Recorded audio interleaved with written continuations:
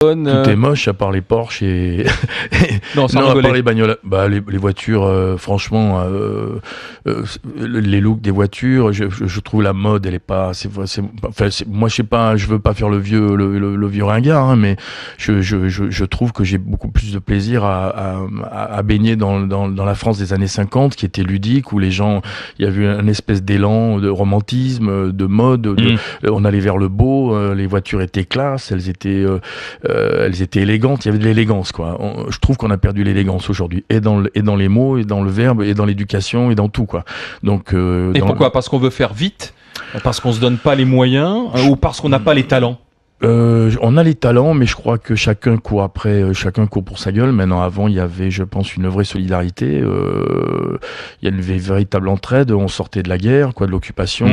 Il a fallu reconstruire ce pays. Les gens avaient envie de s'amuser, et justement, ils travaillaient, mais de façon ludique, quoi. Moi, je pense qu'on a perdu tout ça aujourd'hui. Enfin, tout le monde veut arriver. C'est-à-dire, par exemple, un acteur aujourd'hui veut pas être acteur, il veut être célèbre. Hein. Vous voyez, c'est dans les nouvelles générations, et gagner du pognon. Voilà. Donc, moi, j'ai ramé pendant 20 ans avant de réussir, quoi. Donc, et j'ai travaillé surtout. J'ai beaucoup travaillé. Vous avez deux métiers aussi. Oui, deux métiers, oui, bien sûr, bien sûr. Oui, flic et acteur, mais j'ai tout fait pour que ça marche, quoi. Et j'ai beaucoup bossé. Moi, personne m'attendait. Les portes, elles se sont pas ouvertes toutes seules, comme pour Edgar d'ailleurs. Enfin, moi, je l'ai aidé parce que c'est mon pote et qu'on travaille en famille. Mais on a perdu un petit peu tout ça, je trouve.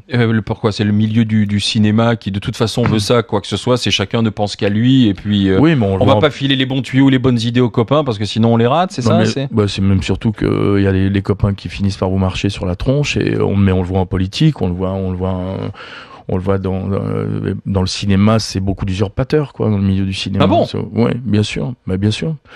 Des gens, voilà, qui ont un discours et qui, sur un plateau, se comportent physiquement totalement à l'inverse, quoi. Donc, faudrait les dénoncer un jour, les usurpateurs, Olivier Marchal. Il y a eu des livres, hein, vous savez. Je crois que Françoise Ménidré a écrit un bouquin, c'est une des plus anciennes directrices de casting, où elle a réglé un peu ses comptes, justement, parce que blessée, quoi, de l'attitude de beaucoup d'acteurs qui la jouent très humain, très humaniste, mais qui sont en fait des raclures finies, quoi. On va pas citer de nom. Mais ils sont toujours en activité, comme disait l'autre. Ils sont toujours en activité, et beaucoup trop d'ailleurs, parce que en plus c'est pas parmi les meilleurs. Et on pignon sur rue.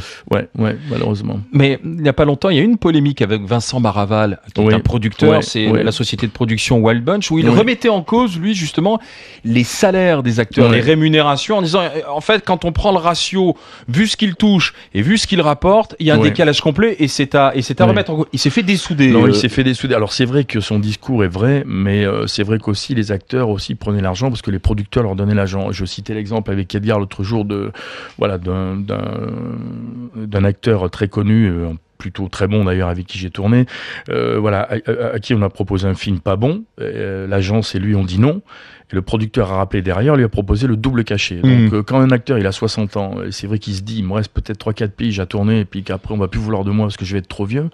Donc c'est normal que l'acteur il prenne. On lui propose on lui dit, tu vas avoir 2 millions d'euros. C'est beaucoup d'argent. Mais il aurait tort de certainement beaucoup trop, évidemment, par rapport au projet. Le film, en plus, a été un navet, a été un four complet, mais c'était déjà sur le scénario. C'est Gérard Lanvin? Non, c'est Daniel Auteuil. Ah bon. Mais Daniel, voilà, il l'a fait, et Daniel, après, ça lui a permis aussi de faire ses films en tant que metteur en scène, et de se payer beaucoup moins, lui, pour pouvoir faire ses propres films. Donc, vous voyez, Vincent, il a raison, et en même temps, il a tort, mais il a aussi raison aujourd'hui, le système, là, avec tout ce qui arrive, on va se retrouver le système comme en Italie et en Espagne, on va se retrouver à faire 30 films par an au lieu de 220.